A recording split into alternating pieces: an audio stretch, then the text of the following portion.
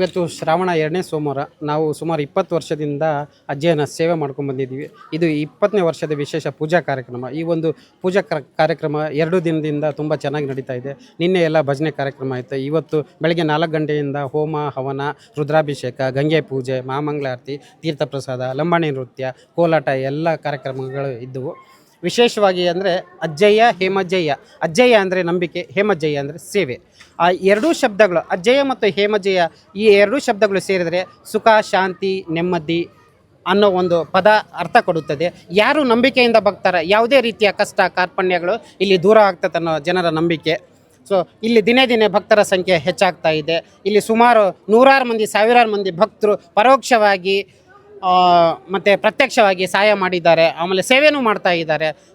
ನನ್ನ ಸುತ್ತಮುತ್ತ ಇರ್ತಕ್ಕಂಥ ಕಾವಲು ಪಡೆಯ ರಾಜ್ಯಾಧ್ಯಕ್ಷರಿರ್ಬೋದು, ನಮ್ಮ ಊರಿನ ಮುಖಂಡರು ಇರ್ಬೋದು, ಸುತ್ತಮುತ್ತ ಹಳ್ಳಿಯ ಮುಖಂಡರು ಈ ದೇವರಿಗೆ ಎಲ್ಲ ರೀತಿಯಲ್ಲಿ ಸಹಾಯ ಸಹಕಾರ ನೀಡ್ತಿದ್ದಾರೆ. ಆಮೇಲೆ ವಿಶೇಷ ಇವತ್ತು ಹೇಳಬೇಕಂದ್ರೆ, ನಾನು ಸುಮಾರು 10 ವರ್ಷದಿಂದ ಇಲ್ಲಿ 45 ಜನದ ಮೇಲೆ ಕೇಸ್ ಹಾಕಿದೆ. ಯಾವ ಒಬ್ಬ ಅವಿವೇಕಿ ಗ್ರಾಮ ಪಂಚಾಯತಿ ಒಬ್ಬ ಸದಸ್ಯ ಅವನು ಗುಂಡವರ್ತನೆ ಮಾಡಿ ವೈಟ್ ಪೇಪರಲ್ಲಿ ಎಲ್ಲ ಜನಗಳಿಗೆ ಕುಡಿಯೋ ನೀರಿನ ವ್ಯವಸ್ಥೆ ಮಾಡಿಕೊಡ್ತೀನಿ ಅಂತೇಳಿ ಸಹಿ ಮಾಡಿಸ್ಕೊಂಡು ಬಡ ಬಗ್ಗರದ ಎಲ್ಲ ಸಹಿ ತಗೊಂಡು ನನ್ನ ಬಗ್ಗೆ ಇಲ್ಲ ಸಲ್ಲದ ಸಮಾಜಘಾತಕ ಕೆಲಸ ಮಾಡ್ತಾ ಇದ್ದೀನಿ ಅಂತೇಳಿ ಸುಳ್ಳು ಆಪಾದನೆ ಮಾಡಿ 10 ಇಲಾಖೆಗಳಿಗೆ ಕಂಪ್ಲೇಂಟ್ ಮಾಡ್ತಾಳೆ.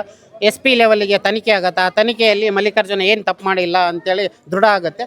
ನಾನು ಅದನ್ನೆಲ್ಲ RTIಯಲ್ಲಿ ಮಾಹಿತಿ ತಗೊಂಡು ಎಲ್ಲರ ಮೇಲೆ ಒಬ್ಬೊಬ್ಬರ ಮೇಲೆ 3 ಕೇಸ್ ಹಾಕ್ತೀನಿ. ಆಮೇಲೆ ಒಬ್ಬೊಬ್ಬರಿಗೆ 1 ಕೋಟಿ ರೂಪಾಯಿ ಮಾನನಷ್ಟ ಪರಿಹಾರ ಕೇಳ್ತೀನಿ. ಆ ಕೇಸು ಹೈಕೋರ್ಟಲ್ಲಿ ನಡೀತಾ ಇದೆ. ಮೊನ್ನೆ ಒಂದು 15 ದಿನದ ಕೆಳಗಡೆ ಒಬ್ಬರಿಗೆ ಅಮಾಯಕ ಬಡವನಿಗೆ ಅರೆಸ್ಟ್ ಮಾಡ್ಕೊಂಡು ಹೋಗ್ತಾರೆ. ಯಾಕಂದರೆ ಯಾರೋ ಒಬ್ಬ ಅವಿವೇಕಿ ಮಾಡಿದ ಒಂದು ಕೆಲಸಕ್ಕೆ ಈ ಅಮಾಯಕರು ಬಲಿಯಾಗಬಾರ್ದು ಅಂತೇಳಿ ಇವತ್ತು ಅಜ್ಜಯ್ಯನ ಸನ್ನಿಧಿಯಲ್ಲಿ ಆ 2 ಕೇಸನ್ನು ಇವಾಗವರೆಗೆ ನಾನು ಸುಮಾರು 2 ಕೇಸ್ಗಳಲ್ಲಿ 3.5 ಲಕ್ಷ ಖರ್ಚು ಮಾಡ್ಕೊಂಡಿದ್ದೀನಿ. ನನ್ನ ಅಜ್ಜಯ್ಯ ನನಗೆ ಹೊಟ್ಟೆ ತುಂಬ ಊಟ, ಕಣ್ ತುಂಬ ನಿದ್ದೆ, ಸಮಾಜದಲ್ಲಿ ಒಂದು ಸ್ಥಾನಮಾನ ಅವರಿಬ್ಬರು ಅಜ್ಜಯ್ಯ ಹೇಮಜ್ಜಯ್ಯ ಕೊಟ್ಟಿದ್ದಾರೆ. ಅವರಿಬ್ಬರ ಒಂದು ಆಶೀರ್ವಾದದಿಂದ ಆ 2 ಕೇಸನ್ನು ಬಡವರಿಗೆ ಏನು ತೊಂದರೆ ಆಗಬಾರ್ದು, ನನ್ನಂಥವ್ರಿಗೆ, ಒಬ್ಬ ವಿದ್ಯಾವಂತನಿಗೆ, ಒಬ್ಬ ನ್ಯಾಯವಾದಿಗೆ ಇಷ್ಟು ತೊಂದರೆ ನೋವು ಇರಬೇಕಾದ್ರೆ ಇನ್ನು ಬಡ ಜನರಿಗೆ ಎಷ್ಟು ಇರಬಾರ್ದು. ಆಮೇಲೆ ಇನ್ನೊಂದು ವಿಚಾರ ಹೇಳಲಿಕ್ಕೆ ಇಷ್ಟಪಡ್ತೀನಿ. ಹೊನ್ನಳ್ಳಿ ತಾಂಡ ಒಂದೇ ಅಲ್ಲ, ಬೆಳಗಲ ತಾಂಡ ಸುತ್ತಮುತ್ತ ನಮ್ಮ ಇಡೀ ಬಳ್ಳಾರಿ ಜಿಲ್ಲೆಯಲ್ಲಿ ನೂರಾರು ತಾಂಡಗಳ ಯಾವುದೇ ರೀತಿಯಲ್ಲಿ ತೊಂದರೆ ಇದ್ದರೆ ಬಡವರಿಗೆ ನಾನು ನಿಜವಾಗ್ಲೂ ಜೊತೆಗೆ ನಿಲ್ತೀನಿ ಅಂತ ಹೇಳಲಿಕ್ಕೆ ಇಷ್ಟಪಡ್ತೀನಿ. ಆ 2 ಕೇಸ್ಗಳು ನಾನು ಇಷ್ಟು ಖರ್ಚು ಮಾಡಿದ್ರು ಕೂಡ ನನಗೆ ಬೇಡ, ನನ್ನ ಅಜ್ಜಯ್ಯ ಕೊಟ್ಟಿದ್ದಾನೆ ಸಾಕಷ್ಟು, ವಾಪಸ್ ತಗೊಳ್ತಿದ್ದೀನಿ. ಆ ಅವಿವೇಕಿ ಗ್ರಾಮ ಪಂಚಾಯತಿ ಸದಸ್ಯ ಈ ಊರನ್ನು ಏನು ಹಾಳು ಮಾಡ್ತಾ ಇದ್ದಾನೆ, ಕೊಳ್ಳೆ ಹೊಡಿತಿದ್ದಾನೆ, ರಾತ್ರಿ ಹೊತ್ತು ಗುಡ್ಡ ಕಳ್ತನ ಮಾಡ್ತಿದ್ದಾನೆ. ಕೆಲವು ಪೊಲೀಸ್ ಅಧಿಕಾರಿಗಳು ಅವನ ಜೊತೆಗೆ ನಿಂತು, ಫಾರೆಸ್ಟ್ ಅಧಿಕಾರಿಗಳ ಜೊತೆಗೆ ನಿಂತು ಅವರ ಕುಮ್ಮಕ್ಕಿನಿಂದ ಮಾಡಬಾರ್ದು ಎಲ್ಲ ಸಮಾಜಘಾತಕ ಕೆಲಸ ಮಾಡ್ತಿದ್ದಾನೆ. ಅವನು ಇಲ್ಲಿಗೆ ನಿಲ್ಲಿಸಿದ್ರೆ ಒಳ್ಳೇದಾಯಿತು. ಇನ್ನು ಮುಂದೆ ಮಾಡ್ತೀನಂದರೆ ಅದೇ ಜನಗಳ ಒಂದು ಸಹಕಾರದೊಂದಿಗೆ ಅವನ ಬಾಲ ಕಟ್ ಮಾಡ್ತೀನಿ ಕಾನೂನಿನ ಚೌಕಟ್ಟಿನಲ್ಲಿ. ಆ 2 ಕೇಸ್ ವಾಪಸ್ ತಗೊಳ್ತೀನಿ.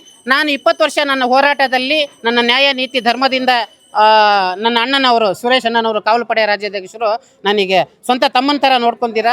ಹೊನ್ನಳ್ಳಿ ತಾಂಡ, ಬಳ್ಳಾರಿ ನಗರ, ಬಳ್ಳಾರಿ ಜಿಲ್ಲೆ, ಬಳ್ಳಾರಿ ತಾಲೂಕು, ಹೊನ್ನಾಳಿ ಗ್ರಾಮ ಪಂಚಾಯತಿ ವ್ಯಾಪ್ತಿಯ ಹೊನ್ನಾಳಿ ತಾಂಡ.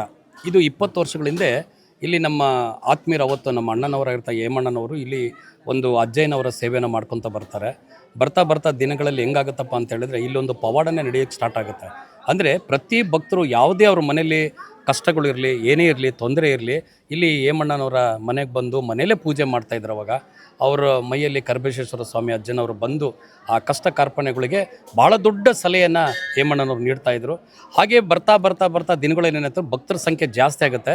2006ರಲ್ಲಿ ಇಲ್ಲೊಂದು ದೇವಸ್ಥಾನ ಕಟ್ಟಬೇಕು, ಉಕ್ಕುಡ್ಗಾತ್ರ ಅಜ್ಜಯ್ಯನವರೊಂದು ಮೂರ್ತಿ ಪ್ರತಿಷ್ಠಾಪನೆ ಆಗಲೇಬೇಕು ಅಂದಾಗ ಅವಾಗ ಎಲ್ಲ ಸ್ನೇಹಿತರು, ಇಲ್ಲಿರ್ತಕ್ಕಂಥ ಗ್ರಾಮಸ್ಥರು, ಹಿರಿಯರು, ಎಲ್ಲ ಸಮುದಾಯದವರು ಸೇರಿ ಅವತ್ತು ಹೇಮಣ್ಣನವರ ನೇತೃತ್ವದಲ್ಲಿ, ನಮ್ಮ ಮಲ್ಲಿಕಾರ್ಜುನ ಅವರ ನೇತೃತ್ವದಲ್ಲಿ ಅಜ್ಜಯ್ಯನವರೊಂದು ಪ್ರತಿಷ್ಠಾಪನೆಯನ್ನು ಮಾಡಲಿಕ್ಕೆ ಅವತ್ತು ನಾನು ಕೂಡ ಇದ್ದೆ.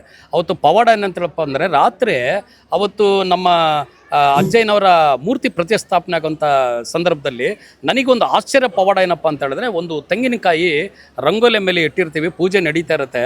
ಆ ತೆಂಗಿನಕಾಯಿ ಈ ಥರ ಮಲಗಿದ್ರೆ ತೆಂಗಿನಕಾಯಿ ಎದ್ದು ನಿಂತ್ಕೊಂಡು ಆ ಭಜನೆ ಮತ್ತು ಪೂಜೆ ಯಾವ ಥರ ಆಗುತ್ತೆ, ತೆಂಗಿನಕಾಯಿ ಸುಮಾರು ಒಂದು 4-5 ರೌಂಡು ತಿರುಗುತ್ತೆ. ಅದು ನನ್ನ ಜೀವನದಲ್ಲಿ ನೋಡಿರ್ತಕ್ಕಂಥ ಒಂದು ದೊಡ್ಡ ಪವಾಡ. ಯಾಕಂತ ಹೇಳಿದ್ರೆ ದೇವರಿಲ್ಲ ಅನ್ನೋರು ಭಾಳ ಜನ ಮೂರ್ಖರು ಇವತ್ತಿನ ಕಾಲದಲ್ಲಿದ್ದಾರೆ. ಆದರೆ ಪ್ರತ್ಯಕ್ಷವಾಗಿ ಅಜ್ಜಯ್ಯನ ಪವಾಡ ನಾವೆಲ್ಲ ನೋಡಿದ್ದೀವಿ. ಇವತ್ತು 20ನೇ ವರ್ಷ ಈ ಒಂದು ಏನು ಅಜ್ಜಯ್ಯನ ಒಂದು ಸನ್ನಿಧಿಯಲ್ಲಿ ಭಾಳಷ್ಟು ಒಳ್ಳೆ ಕೆಲಸ ಕಾರ್ಯಗಳು ನಡೀತಾ ಇದೆ. ಇವತ್ತು ಆರೋಗ್ಯ ತಪಾಸಣಾ ಶಿಬಿರ, ಅನ್ನದಾನ, ಇವನ್ನೆಲ್ಲ ಮಲ್ಲಿಕಾರ್ಜುನ ಅವರು ಮಾಡ್ಕೊಂಡು ಬಂದಿದ್ದಾರೆ. ಮಲ್ಲಿಕಾರ್ಜುನ ಅವರು ಒಂದು ವಕೀಲನಾಗಿ, ಒಂದು ವಿದ್ಯಾರ್ಥಿಯಾಗಿ ಭಾಳಷ್ಟು ಶೋಷಿತರ ಪರವಾಗಿ ಹೋರಾಟ ಮಾಡಬೇಕು ಅನ್ನತಕ್ಕಂಥ ವಿಚಾರ, ಮತ್ತು ಅವರು ಮನೆಗೆ ಆಗಿರ್ತಕ್ಕಂಥ ನೋವು, ಅವ್ರ ಮನೆಗೆ ಆದಂಥ ಕಷ್ಟಗಳು ಅದು ಹೇಳಕ್ಕೆ ಸಾಧ್ಯ ಇಲ್ಲ.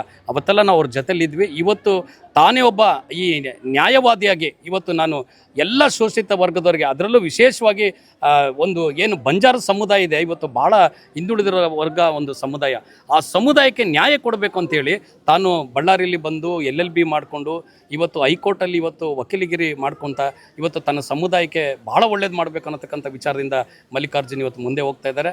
ಮಲ್ಲಿಕಾರ್ಜುನ್ ನನಗೊಂದು ಸ್ವಂತ ತಮ್ಮ ಇದ್ದಾಗೆ, ನಾನು ಹೋರಾಟದಲ್ಲೆಲ್ಲ ನನ್ನ ಜೊತೆಲಿದ್ದಾನೆ.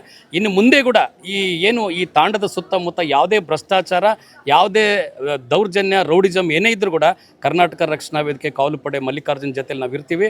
ಅಜ್ಜಯ್ಯನ ಆಶೀರ್ವಾದ, ಹೇಮಣ್ಣವ್ರ ಆಶೀರ್ವಾದ ನಮ್ಮ ಮೇಲಿರುತ್ತೆ.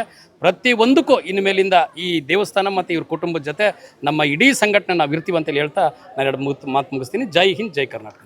ಬಳ್ಳಾರಿಯ ನಿರಂತರ ಸುದ್ದಿಗಾಗಿ ಬಳ್ಳಾರಿ ಬೆಳಗಾಯಿತು ಚಾನೆಲ್ನ ಸಬ್ಸ್ಕ್ರೈಬ್ ಮಾಡಿ ಹಾಗೂ ಬೆಲ್ ಐಕಾನ್ ಒತ್ತಿ.